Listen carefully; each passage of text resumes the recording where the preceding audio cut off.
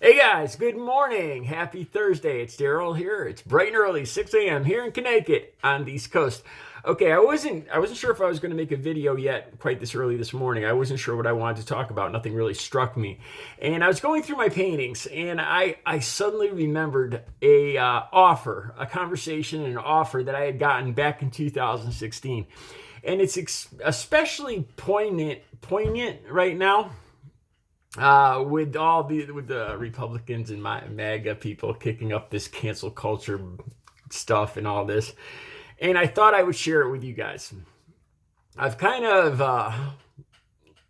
been an evolution, my thinking about this offer. So let me fill you in. Now, if you've been watching my channel for a while, you know the story. I've told you this a few times, that back in, I really started to get into politics around 2015 when Trump came on the scene. As I saw at first, I wasn't sure how to take him. I've told you guys in a few other videos. I told you guys that I was talking with a couple hardcore Trump supporters back in 2015, guys I went to school with. These are the guys that told me that it's okay, you can say those racial epithets. It's okay now. This was back in 2015. I shared this with you guys before. And it was one of those guys. This is one of the guys that would take me to task. He would drop these little hints. He's a hardcore Trump supporter. This is back in 2015. Now, this was back before I really was out there selling my artwork. I had been doing my artwork for 5 years at that point, but I wasn't really out there selling it like on Facebook. So nobody really knew that I had income. And this guy would constantly stick his nose in my business, asking me, like, in pictures of my house, like, where's your work boots? Hint, hint, like I'm not working. Like, he was constantly trying to find out how I earned an income, like it was any of his freaking business. I've been paying into Social Security for 40 years. This year, 40 years I've been paying into Social Security. And here this punk, is questioning me he thinks he's been paying I'm paying your Social Security or whatever he thinks, whatever he imagines that his share of money is somehow going to me or other people. You know that mindset. He was one of those people, and I kind of loved. I never told him. I kind of got off on seeing him just smoke, smoke coming out of his ears about it. I would never tell him where I earned money on the side, doing artwork, doing graphic arts, I used to do logos too, and among a lot of other things.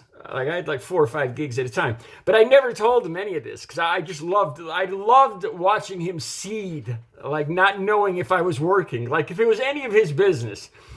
Okay, so the final moment, I finally blocked him, and this is how it happened.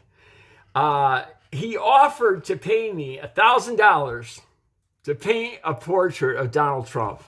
Seriously, this guy was unbelievable. He wanted to see if I would work for the money. I don't know what his point was. It was like trying to get me to admit I'm a deadbeat or something without saying it. So he offered me $1,000 to paint a portrait of Donald Trump. Now, in the end, I declined. And looking back now, I just started to despise the guy so much. I didn't want to spend any time around him. I didn't want his money. Looking back, that probably wasn't the best idea. But I'll get into that in a second. So after that, I ended up blocking this guy. And I still see his posts occasionally through other posts out there on Facebook. So at that point, I just got disgusted with him. And I just didn't want to be around him to see him. And I said no. Looking back, though, I thought about it this way. Painting a portrait of Donald Trump for this guy. Look, I'm not good enough where this portrait could be used in any way to further Donald Trump or his campaign or MAGA or the Republicans or anything like that. You know what I mean? My portrait wasn't, I don't believe it would be good enough to be used as a tool. You know what I mean? So in that respect, it would be safe for me to create it if it was just for him. And the more I thought about it too, the wise thing would have been to take the $1,000 and use the money. Of course, I need income, I need to eat, so I would have, had to pay for my expenses and, an hourly rate. I probably would have kept, I don't know, at least half, to be honest with you guys. But that other half, I could have used that money to further the fight against Donald Trump, be it with the environment or, Black Lives Matter hadn't really come about at that point, but the NAACP, there's a variety of charities. And, like I said, everything's 2020 in hindsight.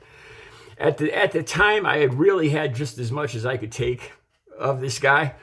So I didn't even answer him, to be honest with you guys. I just blocked him. That's the last interaction I've ever had with him at this point. But this whole thing came back to my mind this morning. I'd seen a couple articles and I was going through my paintings and it all kind of clicked again. And in retrospect, it would have been more advantageous for me and for what I believe in to take that $1,000 from this guy. Why not? And use it to, for my income and for the stuff I believe in.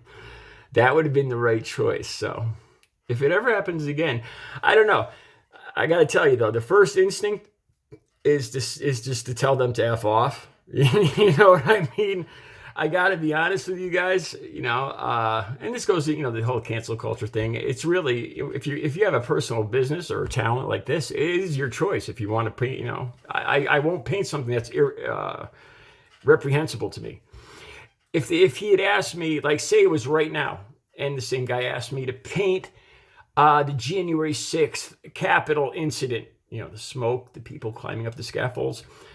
See that I would be better at too. I'm much better at landscape painting than I am I'm not as confident at portrait painting. But anyway, if he'd asked me to paint that's reprehensible to me. And I feel like that could be used to further the whole big lie about January 6th and all that. And that I think I would be morally duty bound to turn down. Without a doubt. But if we're just talking about a picture, a painting of Trump's ugly orange mug, I don't see how that really, one of my paintings, like I said, I'm not Picasso or Rembrandt or anything. So I don't see how painting a painting for this guy could have been used to further his cause, but it could have been used to further the money I made from it could have been used to further my causes. So like I've said in other videos, I live and learn, man. I learn from my past mistakes. I am not somebody that says I've always been right. I don't change my mind, like Donald Trump. I constantly reevaluate my past decisions, and a lot of them are wrong. I don't call it flip-flopping. I call it learning from experience, learning from my past. But anyway, there you go. There's an interesting story, an interesting tidbit from my past and my painting. All right, I'll be back later with another video. You guys have a great Thursday.